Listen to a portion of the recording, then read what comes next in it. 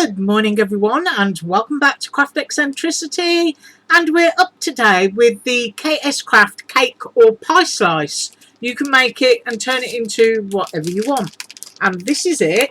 And if you saw the whole video yesterday, you would have seen it was all connected together, and now it's all chopped apart. So they look like a lot of pieces, and they're not actually, but all of this is what will be used when I go away and die cut it to make the cake box. I'm going to do a Christmas cake. Right, next up I'm going to be using one of the words from here, and I've already cut it apart, and I'm going to show you because you know I'm absolutely useless at reading back to front. But this is the word candy. It's a really pretty font, and I'm going to be die cutting that, and we're going to use that on top of the box as well. Right, so I'm going to go off and die cut. I've already printed myself some paper, and I believe it's the Fancy Pants Jolly Merry Pack, or Merry Jolly, or something like that, or Happy Jolly. When I remember which one it is, I'll link it below. But it's from Snap Click Supply, so it's a digital download, and it was obviously $1 because I usually buy on the One Buck Wednesday. So you would have to, you know, pay for that, download it, open it, and print it. So anyway, I'm using a candy sheet from that, which is why I've chosen the candy word. Right, I'll be back in a minute.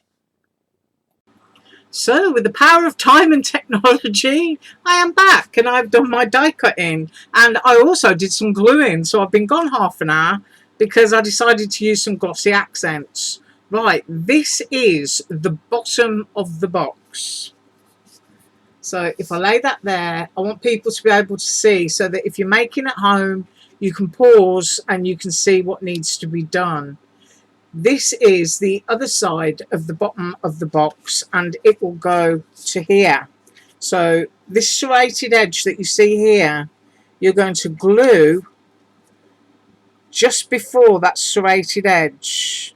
So you're going to need that because of course you need to fold your box, so that when you glue it down it will look like that, and that is the bottom of your box. Now, because this piece will be on the base, I've cut this one, but I've cut it so that it will go on the inside, so when the lid is lifted it will be pretty inside. But if you want to do it on the base, you can. And then we've got the side panels, and they get glued on top. Obviously you're going to glue them on straight, so I've paused my camera so that you can look at that, and that is how the base should be. So I've just given that a few seconds there so that you can see that.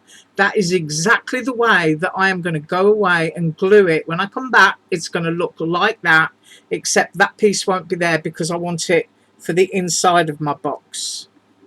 Okay, it's going to look just like that. Right, I'm just going to pause a second now while I get the top of the box. Right, now this is the top of the box, and as you can see, it's all in one piece, really easy. All you've got to do is fold both of the sides. We will do that on camera, and tuck that piece in. Now, this is the back of the box, and this has to be arched around so that it becomes part of that pie slice, but we will be doing that on camera too. And what I neglected to show you is the larger one is the base of the box, and is done exactly the same as that. Right, so I've also got a piece of my peppermint swirly twirly paper that will go onto there. Now for this one, while I was missing for half an hour, is I cut the sides, which I will go off and glue all of these top pieces on in a second so that you can see where they're going. The reason I was missing for half an hour is because I wanted my glossy accents to dry, and I used some of my frosting pieces that I'm always sharing with you, and I also glued the edge with some sequin and candy mix, and I do believe KSCRAFT does a mix like this. but I kind of tend to, you know, grab a few snowflakes, a few gems, and blend my own. I used one of the drippy pieces there, and I just cut that and trimmed that off to fit at the top. So that is why I went missing for half an hour, even though you didn't know it, because that's paratechnology, isn't it? And I've also put some adhesive tape onto the back of that. I'm going to use glue for everything else because this is quite substantial, you know, it's quite heavy. And of course, it will be the last thing that I stick down, and it will be the very top of the box. So that will go on there like that. So I just wanted you to see that. And that word candy that I said was really pretty. Look at that. It's a really pretty font. And I'm going to find some way for that to go on there because my box will be full of little candies. Right, so apart from this slice here, I'm taking that away. That will be the very last thing that we put on because of its weight. I'm going to go off and glue all of the bits onto the top and the bottom, and I will be right back. Right, so I've glued all of those on, and we've got the sides that are glued down. We've got our candy, and as I said, this will be the very last thing that will go onto here, and that will be the top of the box. This is the back of the box, but what we're going to put together first is the bottom of the box. So I'm going to move those out, and this is what the bottom of your box should look like. It should look like that. And this being the very base, that is the side. Now, if I flip it over, you can see I've put my triangle there so that the inside of my box will have a pretty paper at the bottom of it. But this is the side that we're working on. And this is the back of the box, which will go here. And then this is the side of the box, which needs to be glued onto here. So I hope that you're seeing that okay. So we're going to glue the side on first, and I'm going to do that by applying glue onto this edge.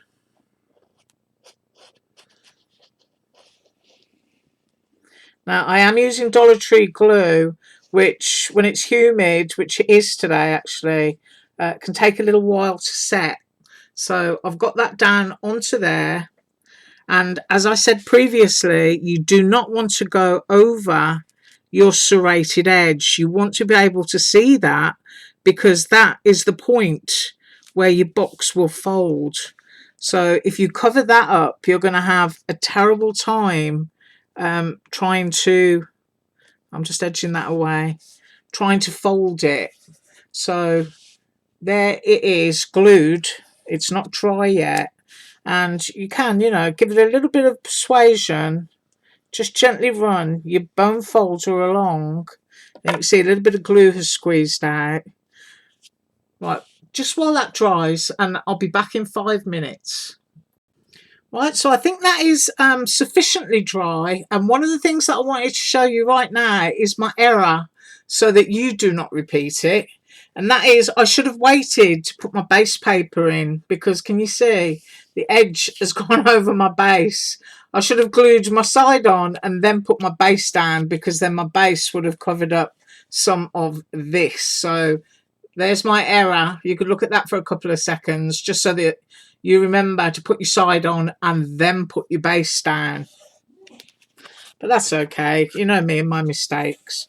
Right, so now that we've got this and hopefully it's dry, your serrated edges there, you're going to fold them. Now, I have used a very thick quality cardstock. And this one is from Amazon. It's my favourite now. It's a heavyweight craft cardstock, and you can see it folds beautifully at that edge. Now, that might still be a little bit damp. Now, I have got terrible humidity, as I said, and then you can just pop it down and you can bend it up on that point as well. And so what you start to see is that. Now, this bit here has also got a serrated edge, and you want to bend that inwards. That is what will connect the point of your box. so that you've got a pyramid at the moment.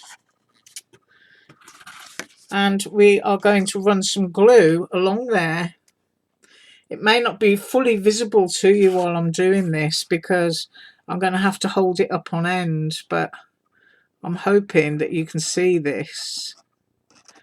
I'm being quite generous with the glue because I think if you're taking the time to do something like this, you want it to stand up to a little bit of heavy duty wear and tear.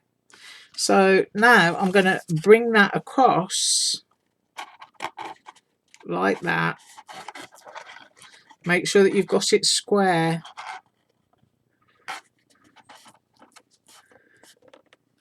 Give it a little bit of a press in that section. And I'm just going to hold it like that for a few minutes and I'll be back. Right, so I believe that that is dry enough and you can see the point of your box there. I might just have to go away for a second and hold that bit down. As I say, I do apologise for my humidity, but if I put it down here, you can see the error that I made. I should have just, you know, done it and then put my triangle in so that it covered that edge. But you can see just how lovely and big that is, and we are going to measure it when we're done. And you can see how it's stuck down right there into the corner. I hope that that's clear enough. It's a beautiful box. So now I'm going to put my bone folder inside, which you probably can't see, but I'm just squeezing down those corners there. I'm going right into this bit and pushing down to make sure that I've got good contact. As long as that glue is dry, then it's pretty much good to go. So while that is drying over there, we're going to look at the back. Now, you can see, looking at this, it has a curve. So you've got to make this curved. But first of all, I'm going to fold on those edges again. Just take it across very carefully and give it a little squeeze, just so that you know that you found it in the correct place. And you can see here it's serrated as well. Those are the pieces that enable you to form the curve because they're broken up. As you can see, you've got to pop them down one at a time, and that is what they look like. But you need to get that into a curved shape, so you need to give it a little bit of help. And I'm just using, I don't know what this is. Oh, it's one of my Prisma pencils that is on the desk, and we're just going to roll the edge along a pencil. We're doing it really, really gently so that you're finding just a little bit of a soft curve so that you can see that. You can see you're starting to bend your card as you stroke your pencil up and down. You don't want to overdo it. You're just stretching the fibres in the paper very, very slightly so that it's a lot easier when you're pushing it down to achieve that arch there. So now that we've done that, the next thing that we need to do is we need to glue to one side, because if you glue to one side first, it enables you to sort of finagle everything together. Hope you can see that. So I'm going to apply glue just on one edge, and I'm going to completely let that dry so that it enables me to do everything else without it, you know, the whole thing flopping around, so that you're only dealing with two sides rather than one. So I hope you can see that I've taken that up to the edge there and exactly what I mean. So I'm basically laying that down, making straight contact. I'm looking at it sideways on to make sure that I've got it on straight, and I'm using my fingernail just to butt it up on that edge. So I've taken it off because I didn't feel it was straight enough. I do hope you can see that. Right, so there you got it, and that is straight. Let's just flip it over, make sure that it's accurate. I hope you can see that there. And if it folds and it pulls, then you need to just peel it away and lift it a bit.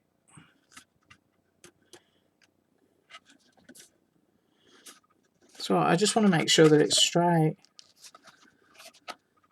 because you don't want a wonky box.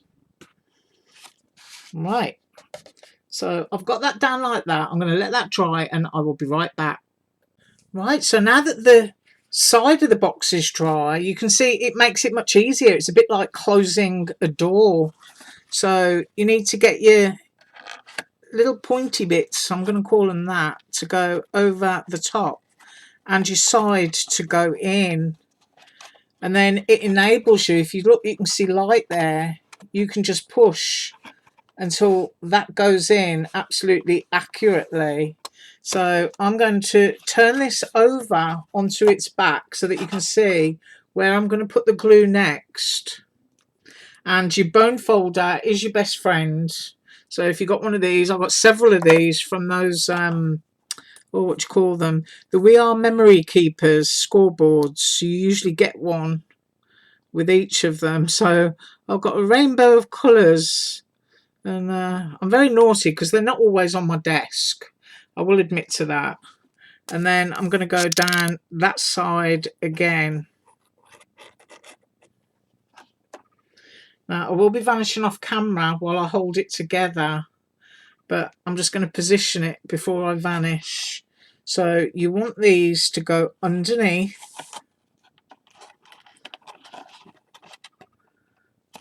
And you may get a little bit of glue on your hands, but don't worry about it.